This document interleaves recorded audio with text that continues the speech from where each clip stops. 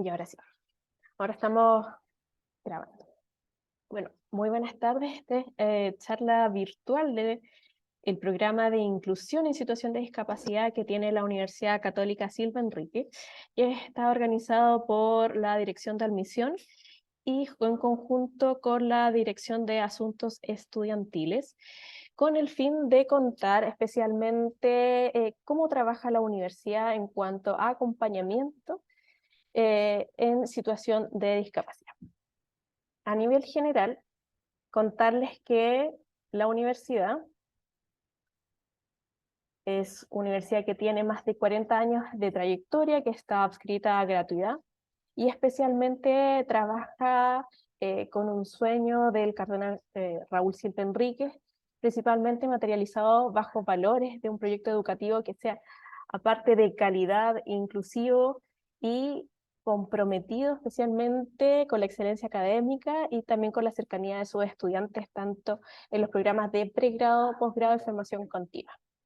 En nuestra universidad trabajamos para que todos vivan un momento en la vida universitaria que sea significativo.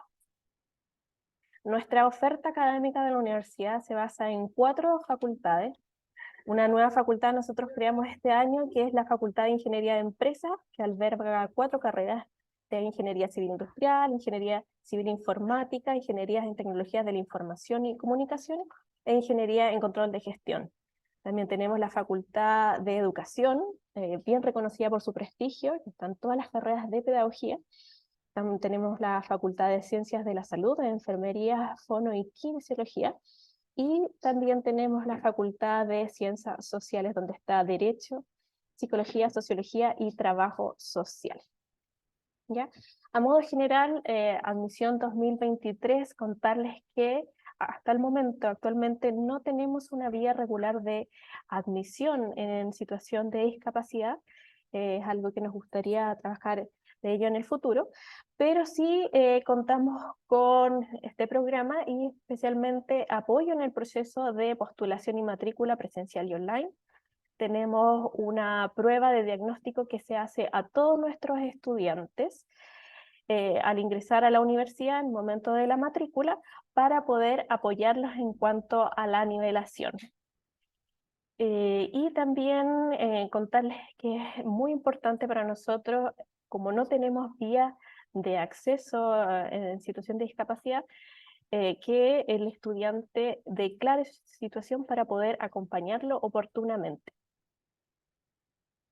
Les dejo el pase a Isabel Holguín, que es nuestra encargada de inclusión del DAE. Isabel. Gracias, Octavia. Bueno, buenas tardes a todos los que se han ido sumando y no alcanzamos ahí a saludar. Mi nombre es Isabel Holguín, yo soy trabajadora social y estoy trabajando en el área de inclusión y discapacidad de la Universidad Silva Enríquez. Esta área nació hace muy poquito, nació en agosto del 2022. Eh, pero eso no quiere decir que la universidad antes de esa fecha no haya tenido iniciativas de inclusión, al contrario. Cuando yo llegué a trabajar en agosto del 2022, la universidad ya contaba con acompañamiento de intérpretes para sus estudiantes sordos, con acompañamiento para sus estudiantes ciegos, con adaptaciones de la estructura física, baños adaptados, rampa, etc. Pero esta área vino como a juntar todos estos esfuerzos y a enfocarse netamente en la inclusión. Eh, Veamos la siguiente lámina, por fin.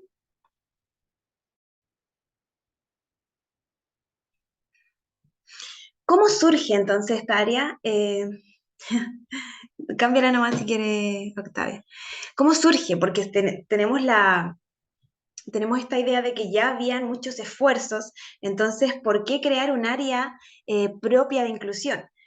Comenzamos con que la visión de nuestra universidad contempla eh, que quiere ser vista, quiere ser proyectada hacia el exterior como una institución comprometida con la promoción de una sociedad más justa y solidaria en nuestro país.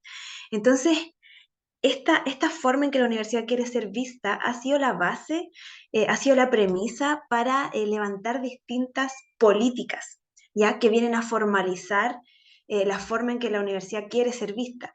Y dentro de estas políticas está la política de inclusión. Pasemos a la siguiente nomás para ver la política. Política de inclusión y equidad. La política de inclusión y equidad cuenta con 7 objetivos que busca perseguir para lograr la inclusión y equidad dentro de la universidad. Eh, no voy a profundizar en todas, pero sí voy a mencionarles los aspectos más importantes de cada una. La primera es promover el enfoque inclusivo centrado en la igualdad de oportunidades, la equidad, la no discriminación, ¿cierto? Pero también la corresponsabilidad, entendiendo que al estudiante le corresponde cumplir su parte y la universidad cumplir su otra parte, mediante la transformación de sus prácticas con el fin de resguardar el logro del perfil de egreso. Y ahí esto lo quise detallar porque a través de la política la universidad se obliga a sí misma a transformar sus prácticas para lograr la igualdad de oportunidades, ¿cierto? Para que todos los estudiantes puedan perseguir en igualdad de oportunidades el logro del perfil de egreso. Sin embargo, no puede comprometer su perfil de egreso, ¿cierto? No puede comprometerse a modificar su perfil de egreso por razones obvias de que está formando profesionales, pero sí se obliga a sí misma a poner a disposición todas las modificaciones que sean posibles y necesarias eh, para lograr la igualdad de oportunidades.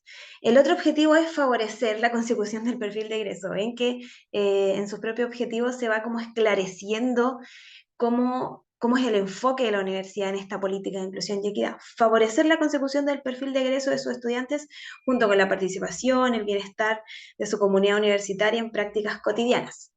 Veamos la siguiente. Consolidar un clima libre de discriminación arbitraria, eso sí o sí, eso es clave para que podamos avanzar en un ambiente inclusivo y establecer mecanismos que aseguren buenas prácticas para la disponibilidad, accesibilidad y adaptabilidad para la igualdad de oportunidades, ¿ya? Y también la base de nuestro trabajo como área de inclusión es poder establecer estos mecanismos, buscar estos mecanismos, ver la forma de adaptar lo que tiene que ser adaptado, basarnos en la ley de inclusión, poder revisar la normativa vigente y ver qué es lo que estamos cumpliendo y qué es lo que nos falta por cumplir. El otro objetivo es promover la inclusión y la equidad en base a acciones que son propias de una vida universitaria. Y pasamos a la siguiente, donde están los últimos 2 objetivos, que son asegurar procesos inclusivos de acompañamiento, y acá también el área de inclusión entra a jugar un rol fundamental para articular que estos procesos de acompañamiento sean pertinentes para la persona en base a características propias de la persona, pero también a su discapacidad y a los apoyos que requiere. Y para que estos acompañamientos faciliten su permanencia, desarrollo y egreso en un marco de igualdad de oportunidades. Y lo que nos mueve a estar aquí no es solamente hacer un llamado y decir que somos una universidad que va a recibir a todos los estudiantes, porque es cierto, pero también a nosotros nos mueve estar acá, poder empezar desde este momento incluso ese acompañamiento que nos permita poder tomar una buena decisión y que esa buena decisión se traduzca en su permanencia dentro de la universidad y que tengan un egreso oportuno. Y el último objetivo es impulsar la reflexión en torno a los distintos ámbitos de acción en el horizonte de construir una cultura formativa, vida universitaria inclusiva y equitativa. Y como vimos, teníamos la visión, esta forma en que la universidad quiere que la veamos, que la formalizaron a través de esta política. Entonces necesitaban tener un área de inclusión y discapacidad que materializara la política, ¿cierto? Que hiciera efectivo todas estas ideas que están plasmadas en el papel. Y así es como surge esta área, que además busca expandir la inclusión en toda la área en que esta debe ser entendida y aplicada, no solo en el aula, sino también fuera del aula, y además alinear a nuestra universidad con el desafío pleno de cumplir con la ley de inclusión 20.422, que es un desafío porque no podemos de un día para otro cumplirla por completo, sino que nos encaminamos y vamos avanzando para dar cumplimiento a esta inclusión plena que requerimos para recibir a todos nuestros estudiantes.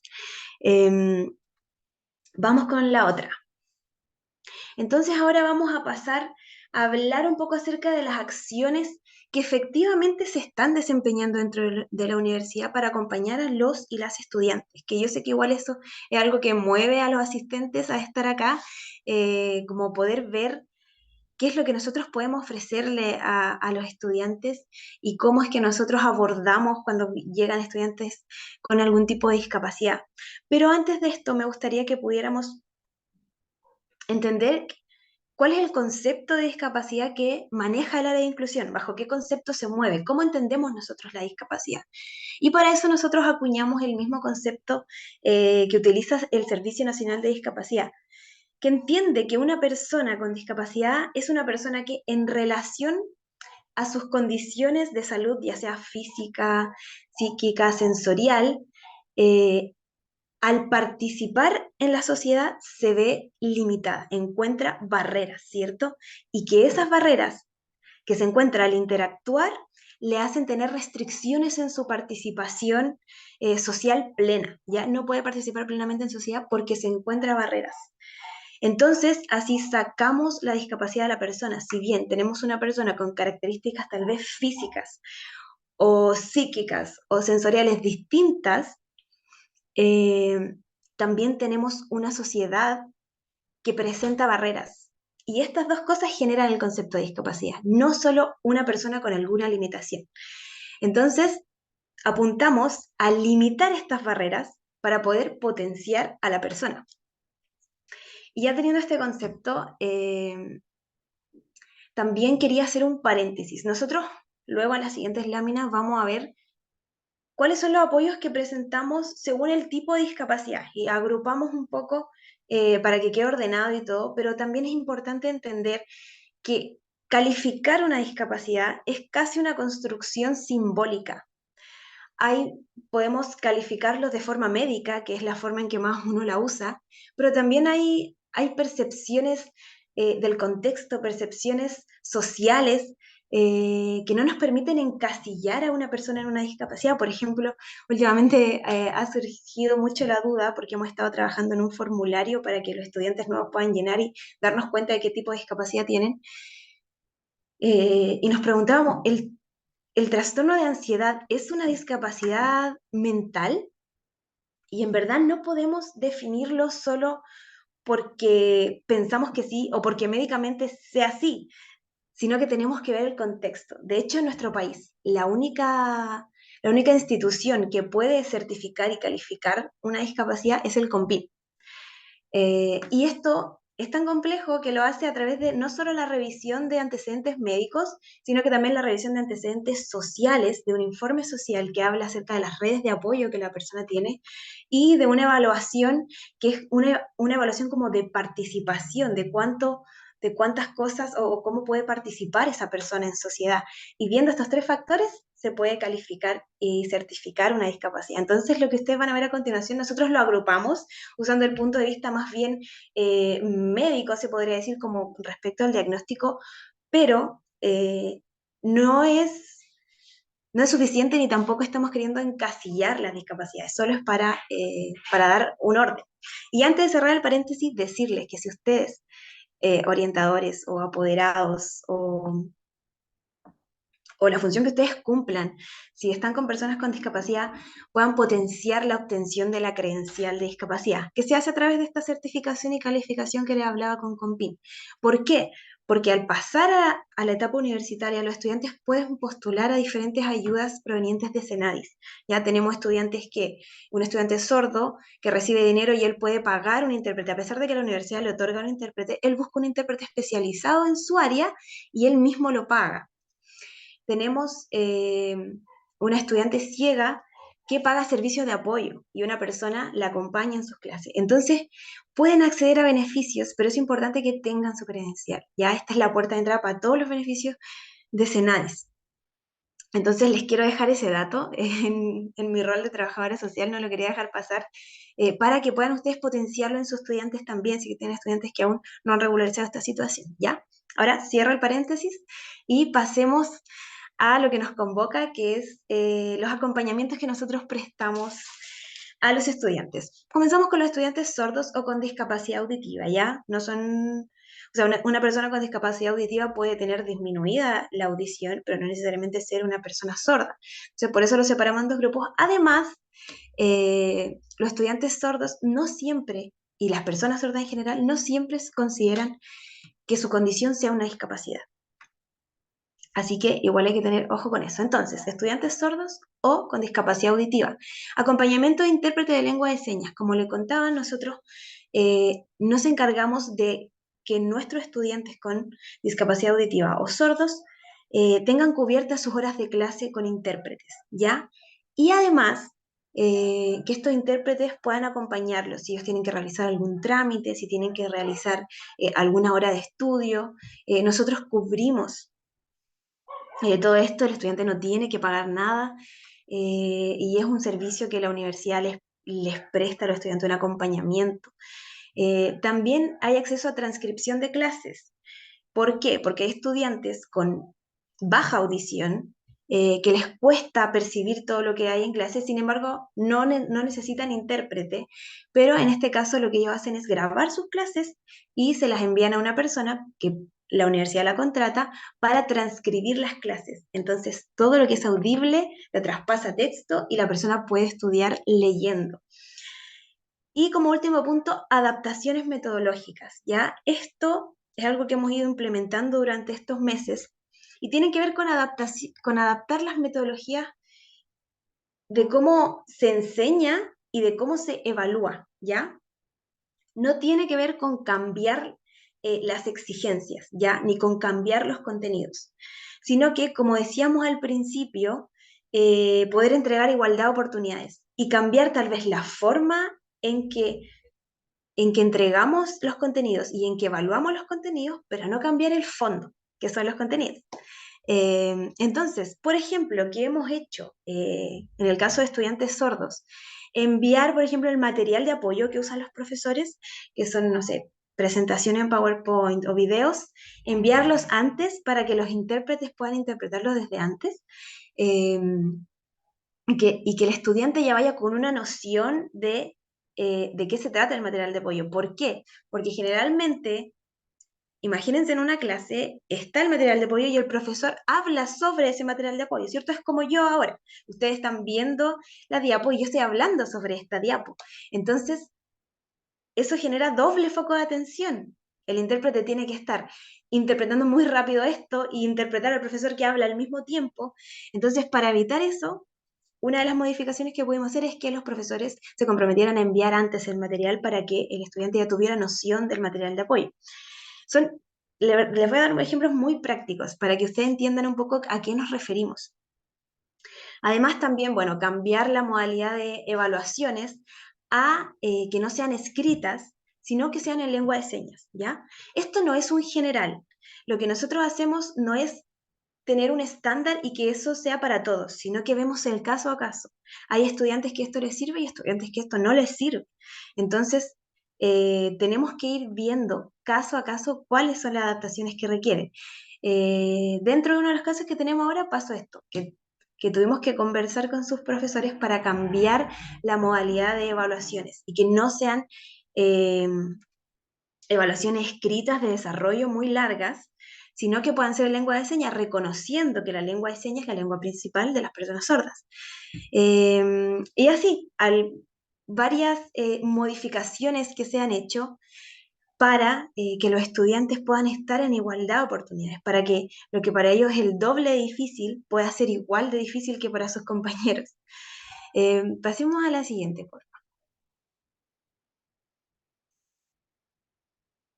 Estudiantes con discapacidad visual. Acá también tenemos la opción de transcripción de material. ¿Qué pasa? Que nuestros estudiantes con discapacidad visual tienen software para leer pantalla, y también la universidad les facilita otros dispositivos, em, pero generalmente estos software no pueden describir una imagen, no pueden pasar la voz, por decirlo así, una imagen. Entonces, lo que hacemos es tener a una persona que pueda transcribirle el material de apoyo de las clases y describir lo que allí dice para que la persona con discapacidad visual pueda tenerlo audiblemente después. Como lo transcribe, el software lector de pantalla puede leerlo y la persona puede estudiar escuchando, ¿ya? Ajustes de espacio físico que sean necesarios. Tener el cuidado de si la persona necesita que una sala esté, no sé, en el primer piso, o la ubicación del pupitre, eh, si necesita que el pupitre esté en un lugar que tenga referencias para que le sea más fácil ubicarse y pueda decir, esto está a la derecha de la puerta, a la izquierda de las ventanas, no sé. Eso también es algo que tenemos en consideración, y otros ajustes del espacio físico que sean pertinentes según la necesidad de la persona. Y además contamos con dispositivos informáticos. En nuestros computadores está habilitado el software lector de pantalla, en los computadores de nuestra biblioteca. Y además tenemos dispositivos lectores de textos impresos, ¿ya? Para que no solo puedan tener audiblemente lo digital, sino también lo físico. Entonces, se les prestan estos dispositivos lectores de archivos impresos para que ellos lo tengan durante todo el semestre y puedan estudiar sus guías y el material que les entregue el docente. Y además también está esto, las adaptaciones metodológicas en cuanto a la entrega de información y en cuanto a las evaluaciones que sean más pertinentes para los estudiantes ciegos. Eh, ¿Qué es lo que hemos podido ver hasta ahora? Porque tenemos solo un estudiante, no, tenemos dos estudiantes con discapacidad visual. ¿Qué es lo que podemos ver hasta ahora? Por ejemplo, que les permitan en las evaluaciones estar con sus dispositivos, que no se les prohíban los dispositivos informáticos que les ayudan. Poder tener material en braille o poder adaptar el material, por ejemplo, si es una gráfica, poder adaptarla para que sea con relieve y la persona ciega pueda tocarla y poder tener dimensiones en cuanto a esa gráfica. Y bueno, también esto es un universo. Hay adaptaciones que le pueden servir a una persona ciega y adaptaciones que no le van a servir. Entonces, también en todos los tipos de discapacidad vemos el caso a caso para poder resolverlo. Y ahí también entra esto que vimos del acompañamiento.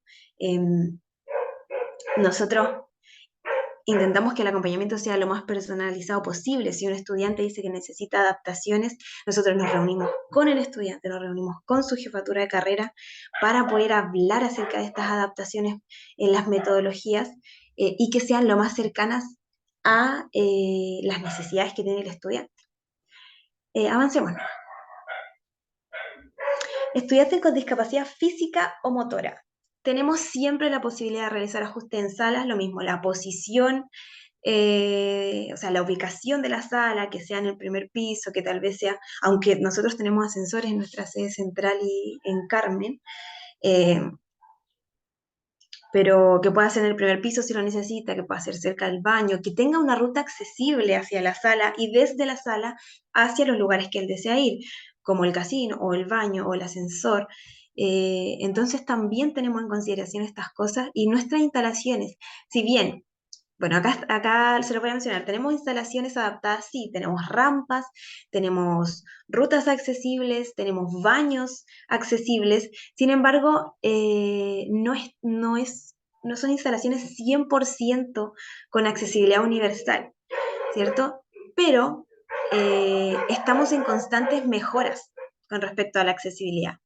eh, Se realiza un diagnóstico, que de hecho yo misma lo hice ya, un diagnóstico acerca de la accesibilidad universal basado en la norma y en base a este diagnóstico se proponen los cambios que se tienen que realizar, ¿ya? Eh, y lo que hemos encontrado es que hay ajustes que se tienen que realizar, pero no son tan grandes como los que podríamos haber encontrado. Generalmente en los espacios hay rampas para acceder a los lugares de mayor afluencia, las entradas tienen accesibilidad. Entonces, si bien hemos encontrado detalles, y esto es algo en lo que pensamos avanzar constantemente. Ya no es que estén esos detalles y nadie haga nada al respecto, sino que los detalles están, pero nosotros los damos a conocer basado en en la normativa y mostrando a la universidad qué es lo que le falta por cumplir. Eso, pasemos nomás. Estudiantes con discapacidad intelectual. Em, Ya, acá tenemos, bueno, orientación constante a docentes. ¿Por qué? Porque no solo pensamos en ir y decirle a los docentes, mira, usted tiene que hacer este cambio y dejarlo, porque por lo general los docentes no están capacitados o no tienen conocimiento respecto a cómo entregar información o cómo educar a estudiantes con discapacidad intelectual. Por lo mismo, la orientación constante docente está desde nuestra parte cuando solicitamos las adaptaciones metodológicas que se tienen que hacer, siempre vamos a solicitarla, pero además llevamos ejemplos de lo que se podría hacer, llevamos ideas, llevamos la apreciación del estudiante. Entonces intentamos que sea bien integral en ese sentido. La universidad cuenta con una política de acompañamiento integral al estudiante, ¿ya? Esto es muy importante, porque lo que busca esta política es que el estudiante pueda realizar una trayectoria formativa que le permita adquirir todas las competencias necesarias para cumplir su perfil de egreso. Y en este acompañamiento no solo considera factores académicos, considera factores psicosociales, considera factores de su contexto. Entonces, intenta hacer un acompañamiento integral y esto no es algo que solo dependa de un área, sino que es una política de la universidad, ¿ya? Que es transversal. Y de esta política se desprenden algunos tipos de acompañamientos, tal vez mentorías, si necesitan poner más atención en alguna materia que les esté costando, si necesitan reforzar materias, eh, y además otros tipos de acompañamiento que requieran según las necesidades que se vayan detectando. Eh, si bien la política es para todos los estudiantes, al considerar todos estos factores como psicosociales o socioafectivos, también estamos considerando si hay estudiantes con alguna necesidad especial que se deba cubrir. Y las adaptaciones metodológicas que les mencionaba, que en este sentido tienen que ver con tal vez flexibilizar un poco los tiempos, con a lo mejor si el estudiante es un poco más gráfico para aprender, poder hacer la entrega de información de manera más gráfica, poder hablar con un lenguaje más sencillo dentro de lo posible, porque entendemos que en la formación profesional tenemos que utilizar términos propios de cada profesión, pero poder tal vez simplificar algunas instrucciones. Eso con respecto a las adaptaciones metodológicas que hemos visto por ahora. Reitero esto, siempre pueden ir surgiendo nuevas porque vamos a revisar el caso a caso.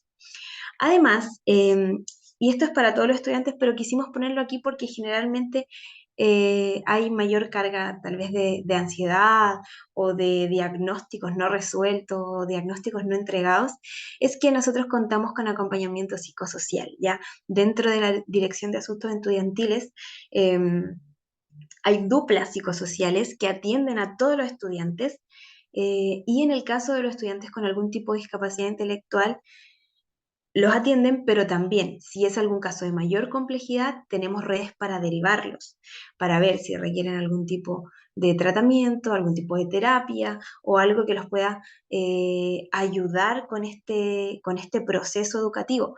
Porque generalmente nos ha sucedido que hay estudiantes que no saben por qué les pasa lo que les pasa, que no saben por qué les cuesta lo que les cuesta, porque nunca hasta llegar a la universidad se dieron cuenta tal vez que tenían algún tipo de discapacidad intelectual.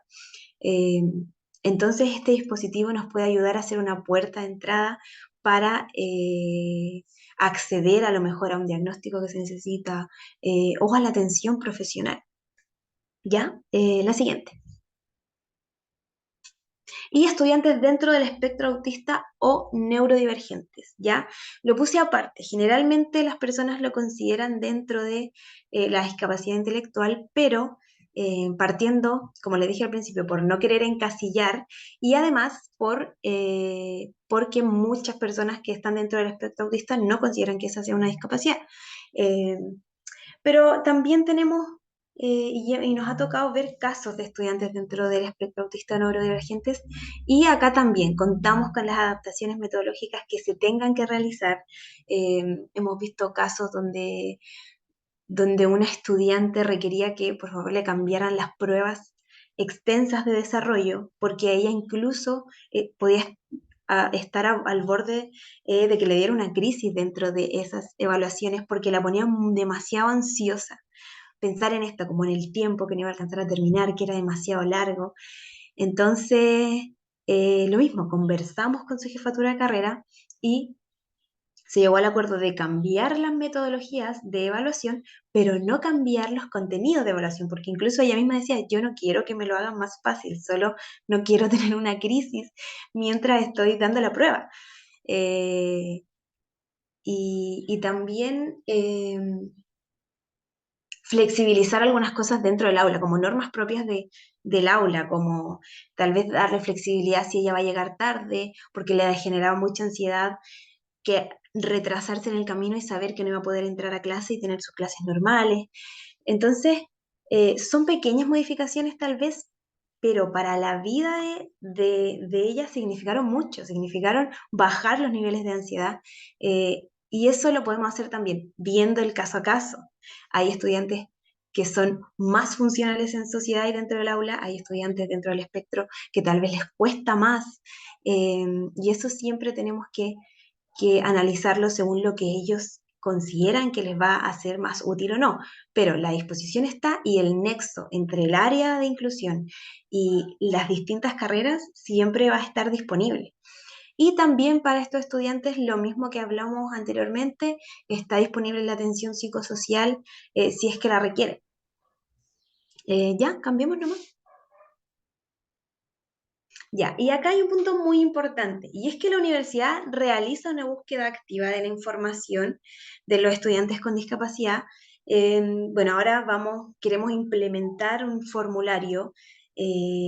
Bueno, son unas preguntas que van a ir dentro de la ficha de matrícula, pero además nuestra universidad realiza una encuesta de caracterización a todos los estudiantes y también queremos incluir allí algunas preguntas acerca de si se considera una persona con discapacidad y a qué tipo de discapacidad responde o en qué grupo podría ponerse esta discapacidad. ¿Por qué? Porque nosotros necesitamos estar preparados. Yo le hablé de muchas adaptaciones, pero la mayoría de las adaptaciones solo se puede hacer si nosotros conocemos que este estudiante tiene discapacidad. Por ejemplo, si hay un estudiante usuario de silla de ruedas como el que se ve en la lámina, eh, y necesita adaptación en su sala, nosotros necesitamos saberlo desde antes de que se le asignen las salas para poder tener ese resguardo. Si va a necesitar un pupitre adaptado. Ah, eso se me olvidó mencionarlo. Contamos con pupitres adaptados para personas usuarias de silla de ruedas y también con pupitres adaptados para personas eh, que no tienen brazos y escriben con sus pies. Tenemos estos dos tipos de pupitres si es que se requieren. Entonces, nosotros realizamos esta búsqueda activa intentando anteponernos a las necesidades, pero también de parte de los estudiantes es muy necesario que entreguen su información bien, claramente y que además soliciten los ajustes, porque nosotros vamos a tener la base de datos y tal vez vamos a tener, no sé, 20 estudiantes con TEA, pero necesitamos que ellos mismos nos puedan decir, mira, en esto necesito un cambio, necesito ayuda en esto. Y entonces esto es una corresponsabilidad, como veíamos al principio. La universidad hace la búsqueda activa y se mantiene constantemente visualizando los casos que puedan haber, pero los estudiantes también tienen que entregar la información correcta y solicitar los ajustes que ellos necesiten. Si el área de inclusión está abierta para atender estudiantes, así que no tienen limitaciones en ese sentido. La siguiente. Ya, entonces tenemos que entender esto como un todo, ¿ya? Tenemos una universidad que no discrimina en su ingreso, eh, que se obliga a sí misma a realizar estos ajustes metodológicos a través de la política, se compromete a poder tener una equidad en cuanto a la persecución del perfil de egreso, los ajustes estructurales en los que estamos avanzando y el logro del perfil de egreso. Todo esto es un todo, ¿ya? La universidad no puede comprometer el logro del perfil de egreso como bajando los niveles o bajando los contenidos, ¿ya? Entonces, a lo que nosotros apuntamos y lo que es netamente nuestra responsabilidad es poder entregar todas las herramientas necesarias para que nuestros estudiantes estén en igualdad de oportunidades para lograr el perfil de egreso sin comprometer su formación como profesionales de excelencia. ¿Ya? Entonces, esta es la forma en que nosotros visualizamos eh, nuestro trabajo con inclusión, poder potenciar a los estudiantes sin disminuir la calidad. Entonces, no queremos ser solo una universidad que habla de inclusión y que dice todos pueden venir, pero que no vela porque nuestros estudiantes permanezcan en nuestra institución.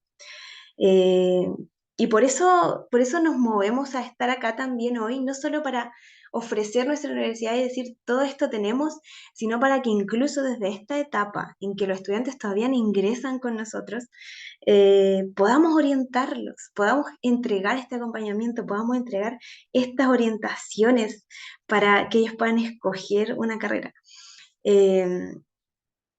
Y nuestro foco para nada es orientar en base a las cosas que no se pueden hacer, ¿cierto? No es orientar en base a dificultades o a limitaciones, sino que al contrario, al igual que cuando queremos orientar a personas sin discapacidad, nuestro foco es orientar en base a las habilidades de las personas, ya en base a qué se proyectan haciendo, en qué se proyectan ellos haciendo durante toda su vida, en qué se proyectan estudiando, qué cosas dicen, somos buenos haciendo esto y queremos apuntar a eso porque una buena elección va a asegurar su permanencia y su egreso exitoso. Entonces, por eso yo ya estoy terminando mi parte, eh, pero también queremos abrir un espacio para esto, un espacio para que puedan tener nociones respecto a esta orientación. Eh, yo no soy la experta en esto, así que voy a dejar con ustedes a María Cecilia, que ella les va a hablar un poco más acerca de esta orientación que queremos hacer en base a habilidades y a potenciar a los estudiantes. Muchas gracias, Isabel. Todo muy claro, como siempre. Me voy a aprovechar de presentar para contarles un poco desde dónde voy a hablar yo. Yo me llamo Cecilia Besser y soy psicóloga de profesión y oficio. Y hoy día quisimos también generar con ustedes una reflexión en torno a la elección vocacional. ¿Sí? Y lo que vamos a trabajar en estos próximos minutos tiene que ver con una serie de reflexiones respecto a eh, hasta dónde nosotros acompañamos al estudiante para decirle puedes estudiar la carrera que quieres, o hacia dónde la vamos guiando hacia una carrera que logre desarrollar al máximo todas sus potencialidades. Entonces vamos a ir hablando un poquitito de ese tema. Y lo primero que quiero decir acá es que no son pocos los estudiantes con discapacidad que se han graduado o han egresado de carreras universitarias, que logran insertarse muy bien en el mundo laboral también. Eh, y por lo tanto, las diferencias que nosotros queremos presentarlas desde la no diferencia. O sea, nosotros entendemos que el paso por la universidad debe ser no solo una experiencia de aprendizaje académico para el estudiante, sino que una experiencia de aprendizaje profesional. Y si bien la universidad es un desafío para todos nuestros estudiantes, cada uno va a vivir ese desafío de una manera diferente, pero no por eso menos apasionante. ¿Sí? Sin embargo, si bien nosotros pensamos que todo estudiante con discapacidad debe tener la posibilidad de integrarse a un sistema educativo, es una falacia pensar que da lo mismo la carrera que estudien. ¿Y por qué no es correcto pensar eso? No es correcto pensar porque tampoco da lo mismo la carrera que estudia una persona que no tiene discapacidad. Y eso es súper interesante también de mirarlo desde ahí, porque nosotros tendemos a pensar que en la elección vocacional existe una suerte de discriminación y lo que nosotros vemos es una suerte de inclusión al pensar de que todos nuestros estudiantes, independientes si son estudiantes con algún tipo de discapacidad o no, deben pensar en un sentido de realidad su elección vocacional. Y en ese sentido, nosotros nos alejamos un poco de este modelo médico que hablaba también la Isabel respecto a que hay ciertas concepciones del modelo médico que para nosotros son necesarios en cuanto a poder sistematizar los datos. Pero el modelo médico centra la discapacidad en la deficiencia. ¿ya? Nosotros centramos la discapacidad en la potencialidad, y desde ahí nosotros entendemos que cada persona tiene una potencialidad que es diferente, y nuestra labor es cómo poder tomar al estudiante, vuelvo a insistir, con y sin discapacidad, y poder desarrollar al máximo sus potencialidades para que sea un buen profesional y tenga un paso satisfactorio por el mundo universitario. ¿Sí? Y en ese sentido la elección vocacional responde a varias cosas, ¿no? Responde no solamente a lo que quiero, porque esa es una parte de la elección vocacional que es muy importante, de cuáles son mis intereses, en qué me gustaría desarrollarme y por qué, sino que también, bueno, cuáles son ciertas aptitudes que destacan en mí y que de alguna manera quiero desarrollar en este tránsito profesional. ¿Sí? Y esto, vuelvo a lo mismo, no es muy distinto de las personas sin discapacidad, porque por ejemplo yo, que tengo muy pocas aptitudes matemáticas, no es mi fuerte, por eso estudié una carrera humanista, yo soy psicóloga, eh, evidentemente, si yo hubiera elegido una carrera como una ingeniería, lo habría pasado muy mal estudiando esa carrera. Y no solo eso, sino que mis posibilidades de fracaso en mi trayectoria universitaria, que termine abandonando la carrera o desertando del sistema educativo o siendo eliminado de la carrera, por supuesto aumentan. Y en ese sentido nosotros creemos que hay que hacer un trabajo muy importante también con los estudiantes con discapacidad respecto a que ellos deben en su elección vocacional considerar cuáles son las potencialidades que quiere desarrollar. ¿Sí? Y para eso, evidentemente, vamos a entender de que cada carrera tiene una particularidad que no solamente se basa en el momento del estudio universitario, sino que esa carrera también tiene una particularidad que se va a transmitir luego a mi desempeño laboral. ¿Sí? Y en ese sentido, nosotros no somos tan de la idea de que hay carreras específicas para discapacidades específicas. Nosotros somos de la idea de que cualquier estudiante debe entrar a una carrera con un sentido de realidad bastante claro. Por ejemplo, para que vayamos entendiendo a qué me refiero. Por ejemplo, si yo entro a estudiar psicología y soy una persona que tengo un trastorno del espectro autista, ¿sí? Es muy probable que todos los cursos que tengan que ver con lo clínico, con lo terapéutico, se me hagan mucho más complejos.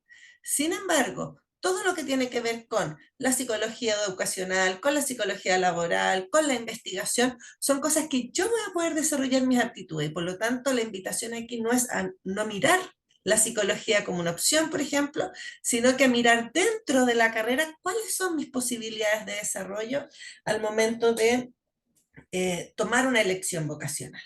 O por ejemplo, vuelvo con el caso del espectro autista, aunque yo también estoy un poco de acuerdo con que no es una discapacidad, sino que es una condición de vida, pero vamos a poner este mismo ejemplo.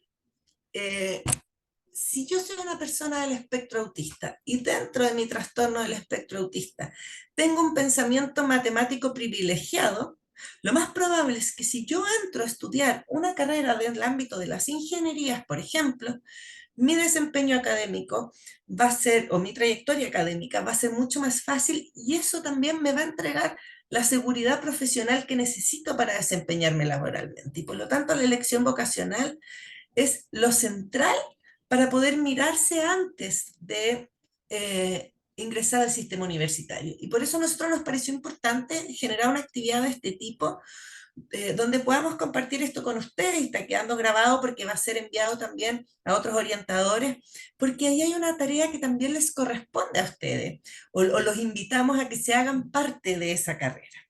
¿Sí? Yo quiero contar solo una experiencia, porque me parece importante hacerlo. Nosotros hemos tenido muchas experiencias en la universidad, pero hay una que a mí, en lo particular, me tocó vivir muy de cerca. Y yo les quiero contar un poco cómo fue la trayectoria, y lo vamos a ir relacionando con esto que yo les estoy diciendo, porque nosotros tuvimos un estudiante de psicología. Yo tuve el orgullo de alguna manera de hacerle clases, que es un chico que no tuvo ningún tipo de discapacidad hasta los 16 años. A los 16 años se le diagnostica una enfermedad autoinmune que empezó a generarle deterioro de su visión bastante progresivo y bastante rápido. Él entra a los 18 años a la universidad, donde tenía una visión todavía parcial, y egresa de la universidad completamente ciego. Entonces nosotros lo fuimos acompañando un poco en este proceso, que además es muy complejo, porque es como que te quitan algo que tú ya tenías, ¿no? Y de alguna manera cuando él entra a estudiar a la universidad, entra porque, o a estudiar psicología, él entra porque él era un muy buen deportista, era un muy buen futbolista, tenía mucho futuro profesional en el fútbol, y cuando se le desencadena esta enfermedad, de alguna forma él ve truncados sus sueños del fútbol profesional, y desde ahí viene un tema como de volver a reorganizar o replantearse su vida respecto a qué es lo que quería hacer, y él entra a estudiar psicología pensando en ser psicólogo deportivo. ¿Sí? Dice, esto es lo que me gusta, aquí están mis aptitudes, mis capacidades, y entra un poco con esa idea.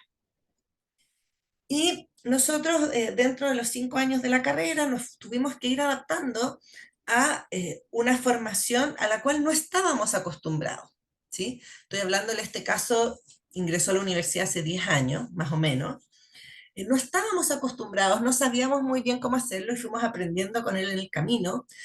Nosotros los psicólogos trabajamos mucho con pruebas proyectivas. Ustedes saben, por ejemplo, que aplicamos el Rorschach. Entonces el desafío era, bueno, cómo le enseñamos a un estudiante a aplicar un test que es muy importante, que es visual? Y tuvimos que generar adaptaciones, se hizo un estudio, sacamos una versión de un Rorschach para personas no videntes, y en ese sentido fue como bien interesante este tránsito que fuimos haciendo con este chico. Pero lo más interesante es que la universidad fue entregándole este acompañamiento integral del que hablaba Isabel, que no lo teníamos tampoco en ese tiempo instalado en una política, que yo creo que fue una de las motivaciones que tuvimos. Y finalmente él, en este acompañamiento que tenía que ver con un acompañamiento más psicosocial en este ámbito, él no necesitó ningún tipo de acompañamiento académico. La universidad le facilitó los software, le facilitó todos los implementos tecnológicos necesarios para que él pudiera cursar su carrera. Y finalmente él decide, como en 4 año de la carrera, hacer toda una campaña por la creación del equipo profesional de fútbol para no videntes. Y hoy día él es seleccionado nacional de fútbol para personas no videntes. Entonces fue muy interesante porque cuando nosotros vemos en el testimonio de él dice cómo la universidad, de alguna manera, en su formación, que no es solo académica, sino que también es una formación de habilidades para la vida, psicosociales, etcétera, lo fuimos acompañando en el tránsito de adaptación a un mundo adulto o a un mundo profesional, donde él también podía ser parte en relación a sus potencialidades y a sus capacidades.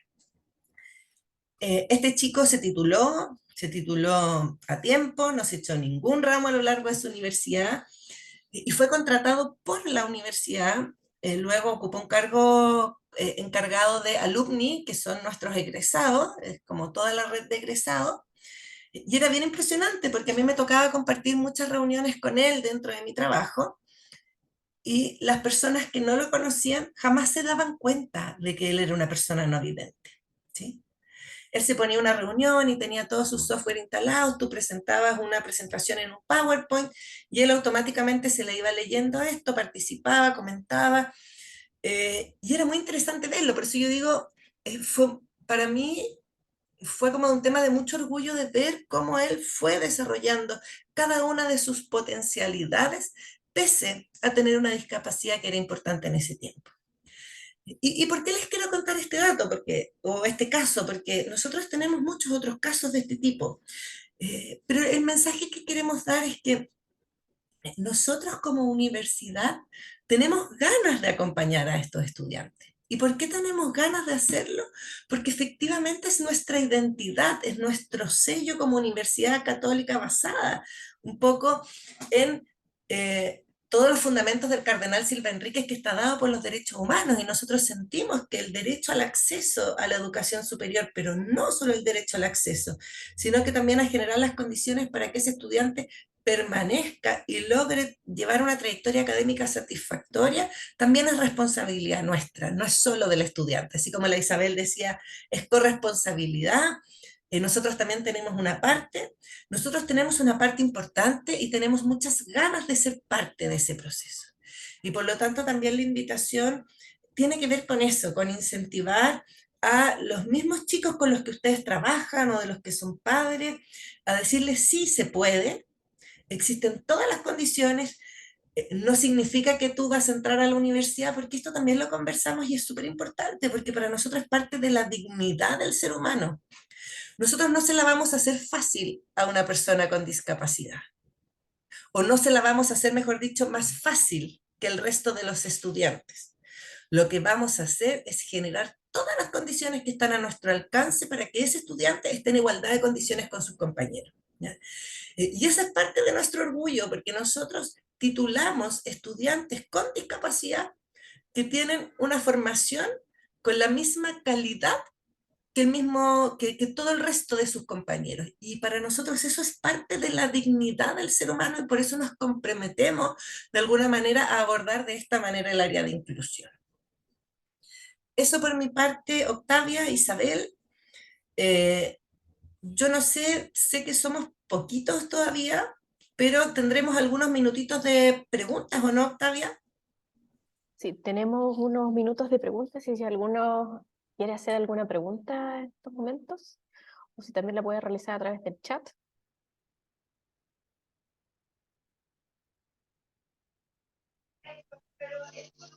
Hola, ¿qué tal? ¿Cómo están? Voy a dejar de compartir para que también nos podamos ver. Hola, si quieres te puedes presentar para que podamos saber cuál es tu consulta. ¿Ahí me ven? Ahí sí. Sí, qué bueno. Hola, ¿qué tal a todos? Yo soy Marcelo Arañez. Bueno, estoy en el trabajo en este momento. Yo soy papá de un joven TEA, de un genio, donde le ha costado bastante involucrarse con el sistema, dado que hay protocolos, burocracia, y él está terminando su cuarto medio, y ha sido difícil darnos a conocer como ser humano, porque no sé si darle esta introducción, pero es súper cortita. Cuando una persona hablaba acá que entre discapacidad y condición, a ti te condicionan a ser discapacitado. Entonces es súper complicado que tu hijo te diga en algún momento, papá, no quiero tener ese carnet de discapacidad porque no soy discapacitado. Tengo una condición y puedo salir adelante. Entonces, la universidad yo creo que tendrían que aprender de estos estudiantes, de estos alumnos, que tienen muchas habilidades. Y dentro de las habilidades puede salir un pianista, un guitarrista, un baterista, un creador de arte, un diseñador gráfico, donde te pueda dar a conocer otra forma y otra percepción de cómo hacer las cosas. Estos test que hoy en día hacen, para mí, son muy antiguos y hoy en día todos los jóvenes cambiaron con la tecnología, toda la era digital. Entonces, igualmente, se abren las puertas algunas veces a la inclusión, pero la inclusión tiene una rama muy grande. Uno tiene que ser inclusivo, y eso dentro de la inclusión hay un tema de empatía. Un ejemplo, donde igual le piden a mi hijo dar la prueba, y si no saca 600, eh, no puede seguir, tienes que tener el carnet. Entonces hay varios puntos donde igual te condicionan, y te condicionan a ser capacitado. Ese es le podría seguir hablando, pero me gustaría igual darle la oportunidad a otra gente. Eso. Marcelo, ¿puedo comentar yo? Octavio, otra vez que maneja los tiempos. Yo Sí. agradezco que tú nos compartas un poco tu experiencia, porque eh, yo siento que estamos justamente en un tránsito entre dos cosas que son muy diferentes, ¿no? Como que cuando hablábamos de discapacidad, automáticamente pensábamos siempre en una persona en silla de ruedas, un sordomudo, una persona no vidente, etcétera, y dejábamos fuera un poco otros elementos que tienen que ver con más que discapacidad, yo acá me trato de sumar al lenguaje, pero a mí me gusta mucho hablar como de necesidades educativas especiales, ¿sí? Claro, Porque no son una capacidad que es menor. La mayoría de las veces niños TEA es mayor que el resto de los otros niños, sobre todo en áreas específicas, pero sí tienen necesidades educativas especiales. Y efectivamente yo concuerdo contigo que la lógica de encasillar, sobre todo a todos los jóvenes, no solamente a los jóvenes con un TEA, encasillar en el ámbito de la discapacidad es sumamente complejo en términos del sí mismo de ese joven. Sin embargo, yo lo que pido acá es que podamos mirar de que nuestra mirada está súper disociada también en eso como universidad. Como que nosotros en lo que tiene que ver con la persona, el trato, nosotros la miramos más allá de su condición. Sin embargo, para poder tomar decisiones importantes, para poder generar los ajustes que son necesarios, para poder generar los mecanismos y aprender de cada estudiante, que además cada estudiante que tiene una condición, una discapacidad específica, tiene requerimientos diferentes. No todos los niños TEA funcionan de la misma forma y tienen los mismos requerimientos. Y desde ahí, para nosotros, esto de encasillar a alguien tiene que ver justamente con la posibilidad de tomar las acciones que esa persona necesita, porque si no lo hacemos también lo estamos discriminando. Entonces, por eso nos disociamos de alguna forma y yo creo que justamente es muy complejo ese tránsito, ¿no? Pero yo estoy de acuerdo contigo en tu mirada y estoy de acuerdo contigo con que eh, en general no solo en la universidad, y lo va a llevar a nivel país o lo puedo llevar a nivel mundial, tendemos a llenarnos la boca con decir que somos todos súper inclusivos y entendemos de que hay un sistema detrás que no es inclusivo. Y sabemos que no es inclusivo porque no está pensado desde sus bases inclusivamente. Es lo mismo que dices tú como el acceso a la educación superior o como dices tú también el acceso a determinadas carreras, porque lo más probable es que un niño TEA voy a inventar, sea un genio, como dices tú, en carreras artísticas o en carreras matemáticas, dependiendo desde dónde desarrolle sus potencialidades específicas, pero lo más probable es que, por ejemplo, si quiere entrar a estudiar una carrera como ingeniería civil industrial, le piden un puntaje mucho más alto y no consideran su capacidad específica, porque es probable que el lenguaje le vaya peor que en matemáticas. Estoy hipotetizando un caso, ¿no? Y efectivamente el sistema es ciego en eso, y yo puedo estar de acuerdo contigo con que el sistema es ciego en eso. Eh, y lo que nosotros hemos tratado de hacer, y por eso yo agradezco mucho el comentario, porque también nos ayuda a seguir avanzando y seguir pensando. De alguna manera esto nos interpela para nos interpela muy positivamente, nos interpela para poder mirar las cosas siempre de manera mucho más compleja, que yo creo que ha sido un aprendizaje durante todos estos años. Eh, y por eso agradezco también que tú lo comentes desde ahí. No sé, Isabel, si tú quieres complementar algo, pero a mí me parecía importante también hacer ese comentario. Y no, nada, también agradecer a Marcelo por compartir. Creo que es un sentir generalmente de las familias que tienen hijos o hermanos o tíos dentro del espectro. Em, es muy complejo poder insertarlos en un sistema que está diseñado con muchas cosas que para ellos son muy difíciles o que para ellos les generan, no sé, mucha ansiedad. Por lo mismo, bueno, de parte de la universidad y del área de inclusión, nada, nosotros estamos abiertos siempre a eso y a poder buscar estas formas para desbaratar un poco la estructura y que el estudiante pueda sentirse un poco más cómodo. Pero sí, toda la razón con lo que decía Cecilia, toda la razón con lo que decía Marcelo, en verdad necesitamos transitar y yo siento que hemos avanzado igual un poco en comparación con cómo éramos en el pasado, así que igual ver un poco este lado positivo, hemos avanzado como sociedad y hemos avanzado también como instituciones de educación superior. Así que eso, muchas gracias Marcelo por compartir. Súper. ¿Hay No, gracias a alguna, ustedes. sí, perdón.